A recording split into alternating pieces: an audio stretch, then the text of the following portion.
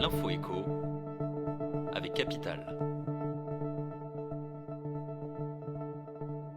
On commence par le chiffre du jour. Pour faire face à l'épidémie de bronchiolite, le ministre de la Santé, François Braun, a dévoilé mercredi une nouvelle panoplie d'aides aux services de pédiatrie et d'urgence pour un montant de 400 millions d'euros. L'ancien urgentiste a annoncé le prolongement de l'ensemble des mesures mises en place cet été pour les services d'urgence. Ainsi, les médecins libéraux qui prendront en charge des patients à la demande du SAMU continueront de percevoir un supplément de 15 euros. Le doublement de l'indemnité de suggestion, versée pour le travail de nuit, est prolongé et s'étend désormais à l'ensemble des personnels hospitaliers. Retrouvez les autres mesures d'urgence sur notre site.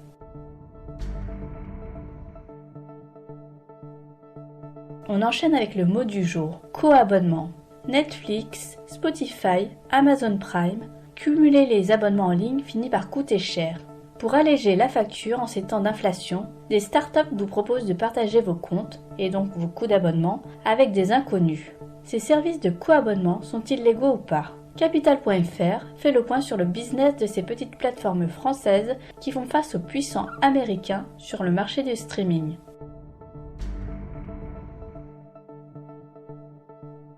On poursuit avec la mauvaise nouvelle pour les candidats à l'achat immobilier.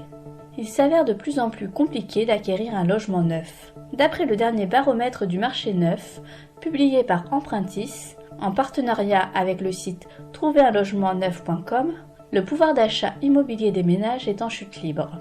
Dans les grandes villes françaises, le budget mensuel moyen nécessaire pour acquérir un 3 pièces a en effet flambé sur les 6 derniers mois. Découvrez en détail les mensualités à débourser pour un tel achat sur notre site.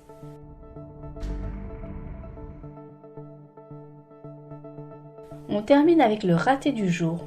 Une semaine après l'arrêt des transmissions des résultats des tests Covid par les laboratoires de biologie médicale à la plateforme CIDEP, les autorités sanitaires sont dans le flou. Ce jeudi 3 novembre, la Direction de la Recherche, des Études, de l'Évaluation et des Statistiques a en effet annoncé qu'elle ne mettra pas à jour cette semaine la data visualisation présentant les volumes et les délais des tests de dépistage de la Covid-19. En clair, on ne connaît pas le nombre de personnes testées ni la proportion de positifs au virus, ce qui rend impossible de prévoir la circulation du SARS-CoV-2 dans les jours et les semaines à venir. Capital.fr fait le point de la situation et revient sur les raisons de cet imbroglio. C'était l'info écho avec Capital.